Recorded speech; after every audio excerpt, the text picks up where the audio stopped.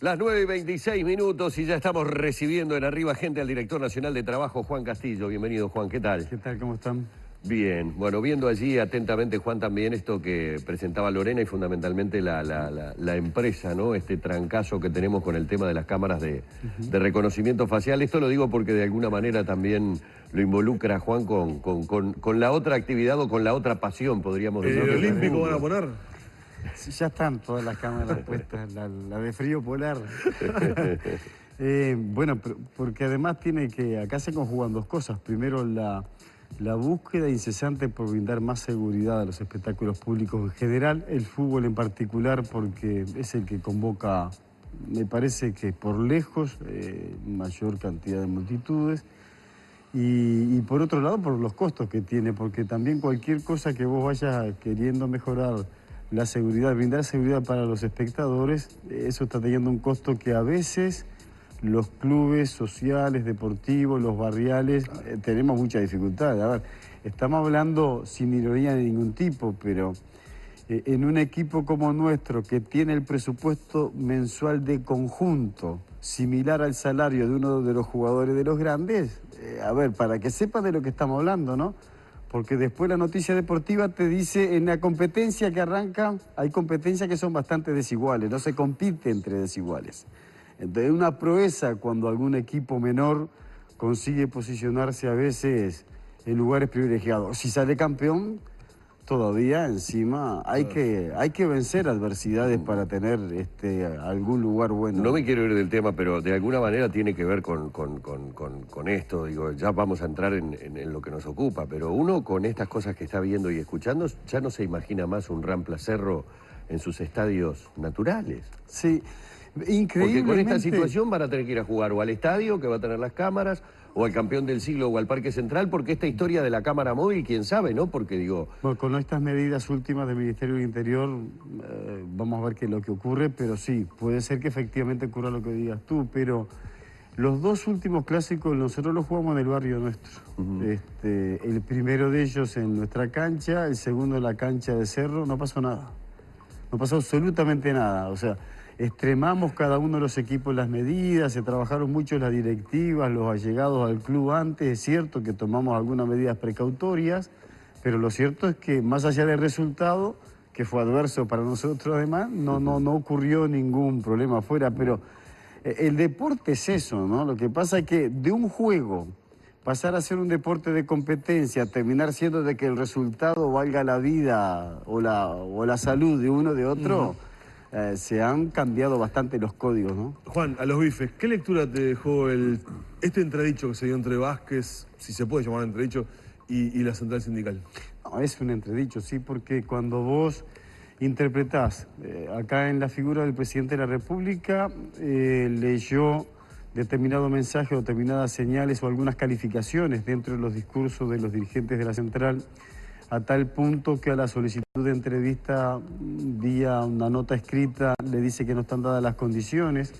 La central de inmediato, porque esto fue también en 24 horas ocurrió todo, ¿no?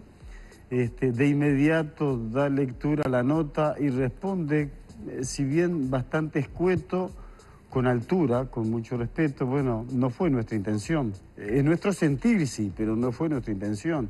Ni descalificarlo, ni agraviarlo.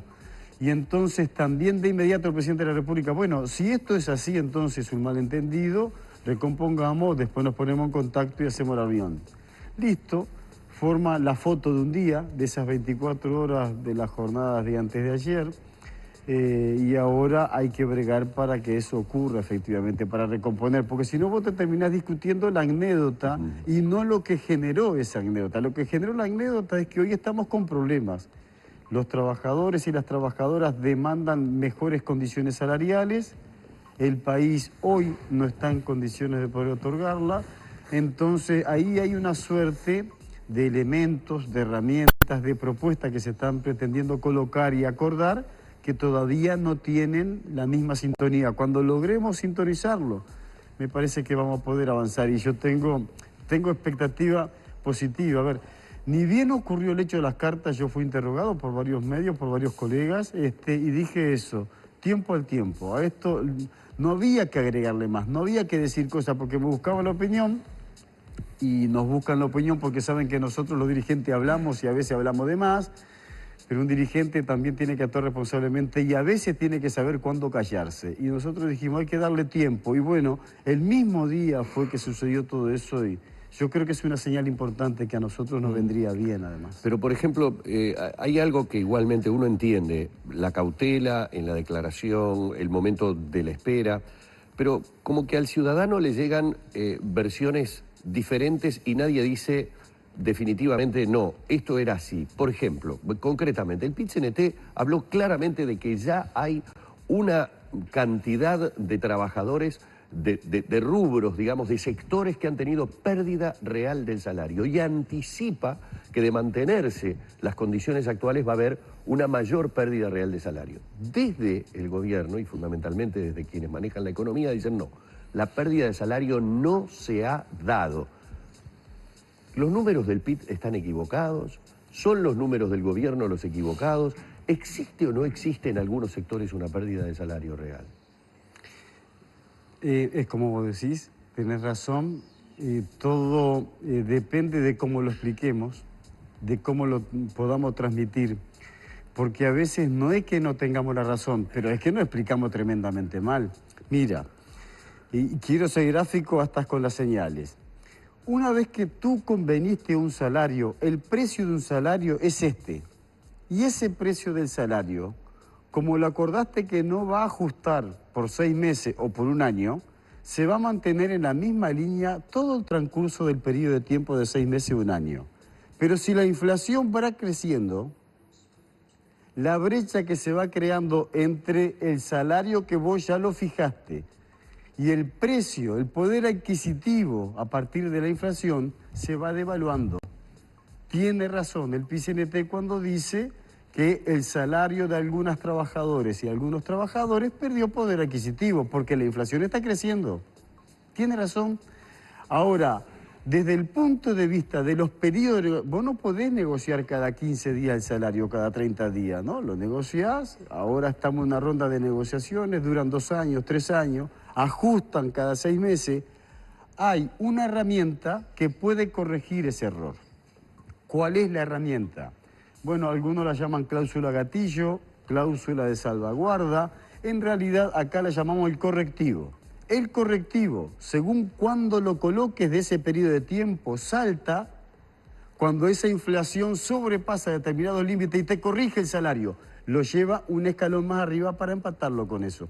Esto es la herramienta que nosotros, bueno, estábamos trabajando en el Ministerio de Trabajo, es lo que demanda el movimiento sindical y tal vez sea de las pocas, no es la única, ni hemos descubierto la pólvora con esto, pero es una de las herramientas que tal vez con pocos gastos y con casi sin costos podríamos nosotros dar respuesta positiva. Pero ¿y por qué hay esa...?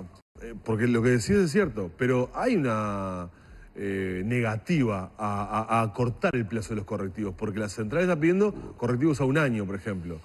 Y en principio habían sido fijados a 24 meses. A 24 meses. Eso se corrigió a 18, si yo no me equivoco. Correcto, está bien.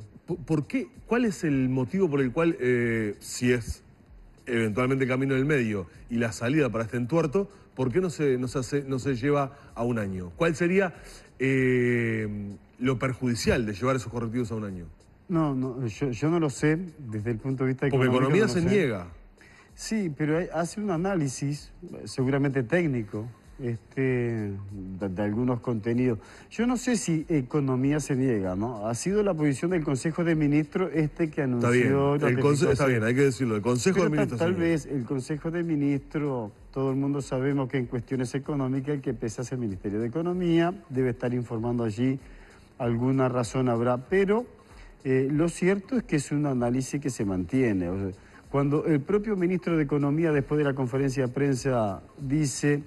el gobierno va a estar analizando permanentemente o recurrentemente el comportamiento del salario. Si detecta que ocurre lo que ya denunció el PIT-CNT, de inmediato se aplicará una herramienta, insisto, no hay muchas herramientas. Esto es como dijera, bueno, para meter un clavo en la pared, ¿cuánta herramienta hay? Con el serrucho no puedo, con la tenaza lo saco, con el martillo, bárbaro, con un martillo. Bueno, acá no hay otra forma de corregir una pérdida de salario si no es con un correctivo. De todas maneras, en los últimos acontecimientos y en particular tomando en cuenta ese Consejo de Ministros en donde versiones periodísticas basadas fundamentalmente en los propios dichos del ministro de Trabajo hablaban de que existía otra posición, de que había un intento desde el Ministerio de Trabajo de por lo menos revisar las pautas salariales, hubo como una bajada de línea, ¿no? O sea, uno lo interpretó así, por lo menos tal vez erróneamente, en la que incluso el ministro de Trabajo se llamó durante algunas horas o algunos días a silencio sobre el tema, como que bueno, la cosa quedó, estas son las pautas, con esto hay que trabajar. La sensación que quedó fue como que perdimos los trabajadores, como que en esta nueva ronda de negociación entramos con el partido 0-1. El ministro de Trabajo nos había dicho a su equipo de directores que trabajáramos haciendo esto. Esta carpeta terminó siendo una síntesis, un balance de los 97 grupos que negociaron el salario hasta ahora y preparando los 109 que estamos empezando en estas horas, 109 negociaciones colectivas más. Teníamos que sacar una foto de ese momento y ver cómo se comportaba esa foto, qué era lo que estaba ocurriendo. A partir de ahí que detectamos algunos aciertos, algunas cosas positivas para tomar por ejemplo y algunas cosas que se podían corregir, generamos o pretendimos generar un debate desde el Ministerio de Trabajo. Porque hay tiempos en los que vos tenés que debatir, más todavía cuando estás en el gobierno. Vos no podés estar en permanente debate, a vos te votan para que ejecutes, para que resuelvas. Pero cuando hay un tránsito para poder discutir, intercambiar ideas, es cuando nosotros colocamos nuestras propuestas o reflexionamos en torno a esta postura. El Consejo de Ministros, con la presencia del Presidente de la República, lo evaluó y prefirió mantener los lineamientos hechos públicos en 2015. Bueno, para mí se terminó ahí la discusión. Ahora, se terminó para esa etapa. Ahora, estos 97 grupos cerrados, ¿respetaron esos lineamientos o, sí, se acordó por fuera de esos lineamientos, ahí tenemos llevándola, o el Ministerio de Trabajo diciendo, y bueno, por la vía de los hechos mantenemos los lineamientos, pero la realidad nos está marcando otra cosa y miro para el costado? Ahí ocurrió de todo. Mayoritariamente todavía se siguen encontrando acuerdos tripartitos. Los empleadores, los trabajadores y el Poder Ejecutivo. Lo que acordamos en el Consejo de Salario tiene la firma de los tres, o sea que esto es lo que alcanzamos. ¿En cuánto fue el porcentaje? Promedialmente el 60%. Este dibujo de las tortitas de colores que tenemos nosotros acá marca que en realidad en la primera etapa de la negociación, que esto fue el año pasado, hubo un 64% de acuerdos tripartitos. En el primer semestre de este año hubo 54%, viene bajando. El promedio nos da 59, 60%. Comparativamente en las 5 rondas de negociación colectiva anterior, se oscilaba entre el 85 y el 90% de acuerdo tripartito. O sea, es mayoritariamente los convenios tripartitos, pero es menor con respecto a los anteriores. ¿A qué responde eso? Bueno, responde a de que la década anterior fue una muy buena década, hablando desde el punto de vista de la producción y la economía. Y ahora está complicada, y justo me tocó estar a mí acá, además. Así que... Ahora, de estos 109 grupos que están empezando a negociar ahora, ¿qué piensan ustedes? ¿Qué esperan? ¿Que se respeten esos lineamientos o que puedan eventualmente acordar por fuera? Mira que, Danilo, hay que saber que la ley de negociación colectiva, esto no es ni más ni menos democrático. Que los tres acordemos es la mejor foto. Los tres están de acuerdo, ¿no? Danilo, Humberto y Juan firmaron, entonces, claro, pero ahora también cuando es democrático acuerdo, que ustedes dos se pongan de acuerdo y es 2-1. Cuando yo trabajador me pongo de acuerdo con el empleador y el pero Poder si Ejecutivo... estoy por fuera de lo que vos decís, no, en los lineamientos. Está bien, pero por algo ¿Me lo bajás o no me lo bajás ese acuerdo? No lo puedo bajar. No lo puedo bajar. Lo están llevando. Si el acuerdo es, y me gusta esta foto para que se utilice como ejemplo, que patrón y empresario se pongan ustedes de acuerdo, si el patrón y el empresario se pusieron de acuerdo, obvio que vos estás conforme con lo que le reclamaste y obvio que él puede pagarte lo que acordó contigo. Aún cuando se pase eso por encima de las pautas. Ah, sí, pero ha ocurrido. Ha ocurrido. El problema es que convengamos. Es más difícil ponerse de acuerdo con los empleadores y los trabajadores que ponerse de acuerdo con el Poder Ejecutivo, cualquiera de las dos partes. En este caso, también han habido acuerdos en que el empleador votó junto con el Poder Ejecutivo y perdió el trabajador, o estuvo en contra del trabajador. O trabajadores que votaron de acuerdo con el Poder Ejecutivo en contra. O sea, ha sido un circo. Es la primera vez que la torta se desparrama con distintas porciones de colores. Tenemos que ir cerrando, pero quiero preguntarle a Juan con respecto, bueno, pasado el entredicho PIT-CNT, Poder Ejecutivo, reunión con el presidente de la República. Personalmente, Juan, ¿tenés alguna expectativa? No sé si has tenido posibilidad de tener contactos con Abdala, con Fernando Pereira. ¿Hay alguna expectativa de que haya cierta flexibilización que apunte un poco hacia lo que el PIT-CNT está buscando en las pautas? Yo creo que va a haber acuerdo. Tengo la expectativa positiva por las señales que se han emitido de que se va a alcanzar un consenso que a nosotros nos permita de inmediato echarle mano a esos 109 grupos. A ver, uno puede decir, ¿qué son 109 grupos que van a negociar? Bueno, para que se den cuenta de la magnitud. Todo el año pasado, 2015, negociamos 64. El primer semestre de este año negociamos 33. Quiere decir que la suma de todo lo que ha negociado hasta ahora, este grupo que arranca ahora estas negociaciones es la suma de los dos y mayor todavía. E implica la suerte de más de 500.000 trabajadores y trabajadoras en todo el país. Entonces, pesa mucho eso y creo que si encontramos un escenario de que discutan sin presiones, me parece que se va a encontrar algunas líneas de acuerdo, por varios aspectos, porque hay otras demandas también del movimiento sindical, por ejemplo, la creación de un Consejo Superior del Trabajo, una cosa nueva, que tendría similares características al Consejo Superior de Salario, pero en vez de hablar del salario y las condiciones de retribución, hablarían de las condiciones laborales y la creación de puestos de trabajo. Parece esto una buena cosa.